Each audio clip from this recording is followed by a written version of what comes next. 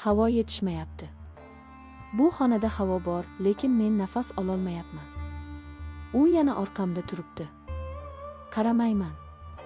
Agar qarasam, o'sha nursiz xira ko'zlarni ko'raman. O'sha ko'zlar meni yechintirib tashlayotgandek tuyuladi. Qadam tovushlarsiz. U doim shunday keladi.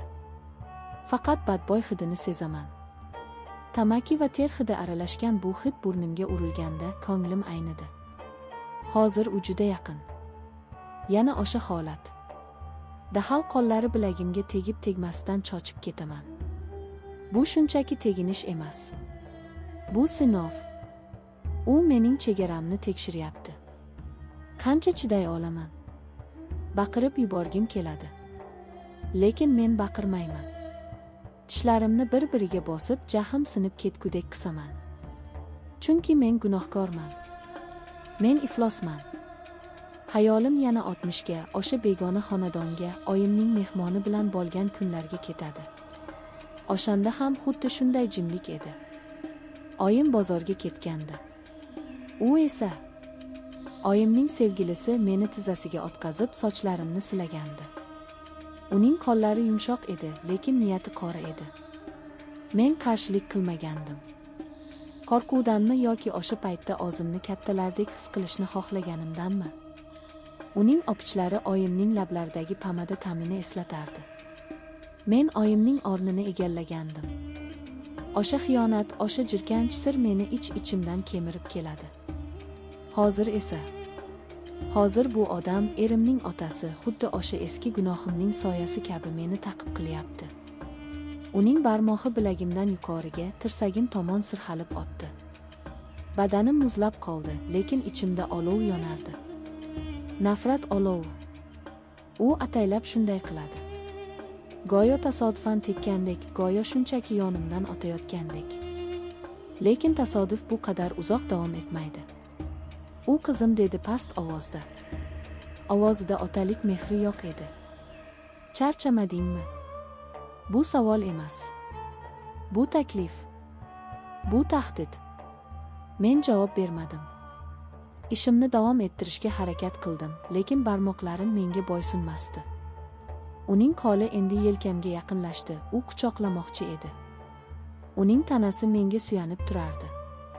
Bu yaqinlikdan ko'nglim aynirdi. Erim qayerda? U har doim kerak paytda yo'q bo'ladi. Yoki kor bo'lishni xohlaydi. Balki u ham biladi. Balki butun dunyo meni tomosha qilib ustimdan kulayotgandir. Mana onasining oynashiga kelin bo'lgan qiz endi qaynotasining o'yinchoqiga aylanmoqda deb pichirlashayotgandir. Qaynotamning qo'li belimga tushdi. Bu tasodif emas. Uning barmoqlari badanimga botib ketyapti. Men esa haykaldek qotib qolganman. Qochishim kerak. Lekin oyoqlarim yerga yopishib qolgan. Bu uy, bu muhit meni yutib yuborgan. Qo'rqma deb pichirladi u quloqimga. Uning lablari quloqimning yumshoq qismiga tegib ketdi. Bu teginishdan butun tanamni titroq bosdi. Qaynotamning ikkinchi qo'li ko'tarildi. U endi meni to'liq quchoqlamoqchi. Men uning yuragini tez urishini eshityapman. U hayajonlanyapti. Bu uni zavqlantiryapti. Mening jimligim, mening qotib qolganim unga ruxsatdek tuyulyapti. Birdan o'girildim. U kutmagandi. Ko'zlarimiz to'qnashdi. Uning ko'zlarida qo'rquv yo'q, faqat shahvat va o'ziga ishonch bor. U meni hech kimga aytolmasligimni biladi. Kimga aytaman? Erimgami? U otasiga ishonadi. Ular meni ayblashadi. O'zi quyruq likillatgandir, deyishadi. Axir mening 60im bor. Oyisining oynashi bilan bo'lgan qizdan nima kutish mumkin? Nima qilyapsiz dedim, lekin ovozim o'zimga ham eshitilmadi. Bu shunchaki og'iz qimirlashi edi. U jilmaydi. Bu tabassum emas, bu yirtqichning tishlarini ko'rsatishi edi. Hech narsa, dedi u qo'lini belimdan olmasdan. Barmoqlari yana harakatga tushdi, endi biroz pastroqqa siljidi. Shunchaki charchaganingni bildim. U yolg'on gapiryapti. U biladi. U mening qaltirayotganimni, ichimdagi baqiriqni his qilyapti. Va bu unga yoqyapti. Qaynotamning yuzi yaqinlashdi. U o'pmoqchi. Xuddi o'shanda yoshligimda bo'lganidek. Vaqt tushunchasi yo'qoldi. Men hozir ham o'sha yosh qizchaman, lekin endi bu iflosni asirasiman.